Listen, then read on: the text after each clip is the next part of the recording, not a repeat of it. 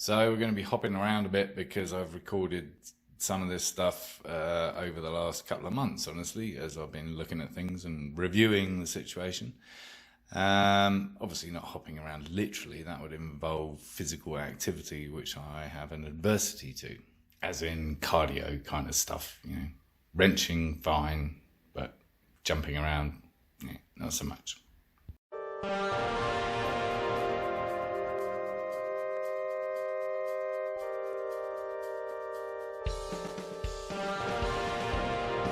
So now we're finishing up at least stage one of my own invention, which will be explained. Time to think about what to do next and what we've learned. I've actually come up with a theme for Tink Customs in terms of direction or inspiration, and that's going to be a musical theme, and it's going to be bands and songs that I like, so not many of you are going to relate to that. First of which is obviously my own invention, a Theatre of Hate song, and suitable place to start for me. Along those lines, I nearly bought this BMW. I went to see it. It was pretty good price, it seemed, for that model and that year. And the theme that sprung to mind was Sex Pistols. Because the colour scheme, I guess, could equally well be The Clash. Unfortunately, it was indeed a load of bollocks. Horrible condition, been dropped, both sides. Horrible makeshift headlamp mount. Just generally really tatty, and horrible fittings and things, all of which would have had to have gone, so it would be a major project, but I guess that's kind of where I'm aiming at next, possibly. Certainly with any of my projects, I don't want to use just kind of off-the-shelf parts as much as I can avoid, at least. There's so many customs out there that look the same. Yeah, honestly, the BMWs, the Honda CBs, the Yamaha Viragos and XSs, yeah, they're all using the same old seats, and the tan seats and the olive tank and and they're really not changing much. So I want to steer clear of that. Obviously, some parts you have to buy, and there's some really nice stuff out there. So it's just a question of how you use it and maintaining some kind of originality, I think. Obviously, the lights on the Agusta, I didn't make them from nothing, recycled Coke cans.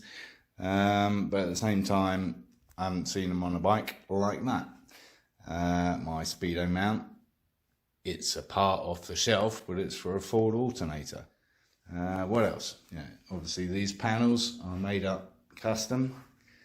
The seat, again, custom solution.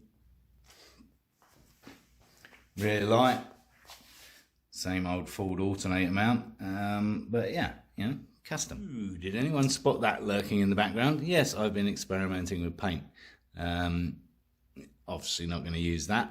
Well, I might, you never know. Besides all that, I probably will go with one of the more standard kind of bikes that people use for customs. For several reasons. Most of the BMs are air-cooled, as are the older Yamaha and Honda. And of course, that makes life a lot easier because you don't have to worry about radiators. I've been looking at a few options recently for the next project. Here's a selection. There were a couple of Kawasaki's I was looking at. In fact, one of them was a pair. One for spares. There was a Ducati Monster for just $1,000, but that had some problems. There's this rather nice Suzuki GS1000, which is actually a very good price. The only thing putting me off is that it's in really quite nice condition, so I'm not sure if I want to tear it apart. We could go totally random with this Buell, or indeed another Ducati Monster, which is in tatty condition, but running, and very tempting, to be honest. Air cooled as well. And there's a good chance I'm going to use one of these, because these are exciting, to completely rewire the whole bike and make it mobile friendly. I've only seen good reviews of this product, and basically replaces all the relays, all your fuses into one central brain, and that's controlled from your mobile phone, which is cool. No keys, nothing. As per the rest of our lives these days, controlled by the mobile phone. So yeah, that's pretty much it for the next potential project, which we don't know what it's going to be yet. I'm figuring it might be German or Japanese. Anyway, it's going to be a bit more radical, a bit more work, and we're going to explore some proper customization, which, you know, along these lines, these kind of things are really inspiring, beyond my capabilities, the current situation, but working towards this. We're not going to go too crazy, because some of these things can go wrong, and you know, these are kind of Marmite type bikes, love it or hate it, but you know, I like some of the directions these guys are going in with various things. And then there's the question of, what have we learned from this project? Well, lots of things, honestly. Learned that I didn't have enough tools, but I've got a lot more now. Learned that water cooled is not necessarily the best option, because it's just kind of complicated and ugly. It's a whole system that goes away, of course, if the bike is air cooled. Didn't really explore exhaust options in terms of creativity, at least. Just basically took the rear silencers off, shoved in a couple of mini mufflers, which kind of work. So I'm looking forward to getting a bit more creative with the exhaust system next time, hopefully. Ah yes, the Speedo. Well, lots of options there for the next project. This project was fun. We went a couple of routes, which didn't turn out to be the right thing. I think we got there in the end. I like it. Definitely not going to go for one of the flat screen type Speedos, digital readouts that just look like a mobile phone mounted on the front, because anyway, with this one I wanted to keep the F4 Speedo because I wanted to keep some original F4 elements. We learnt that the F in electrics on a modern bike are complicated, unnecessarily so. Full of ridiculous safety devices to protect idiots from riding superbikes. Not a good idea.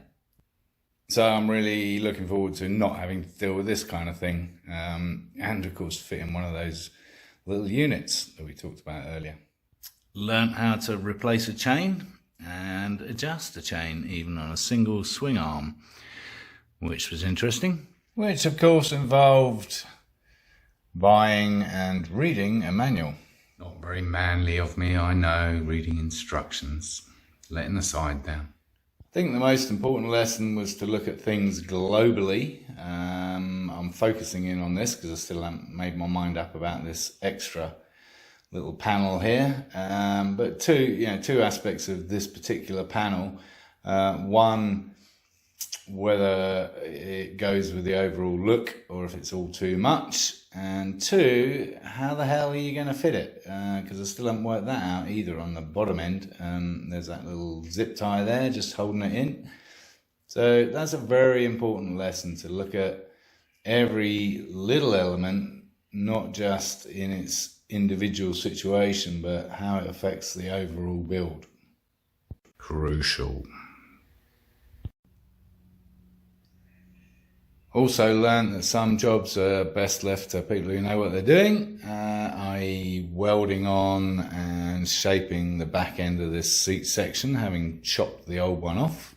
So my thanks to Adam for helping me out there. Yeah, watch this space, who knows? Or rather that space, because that's where whatever I get will go.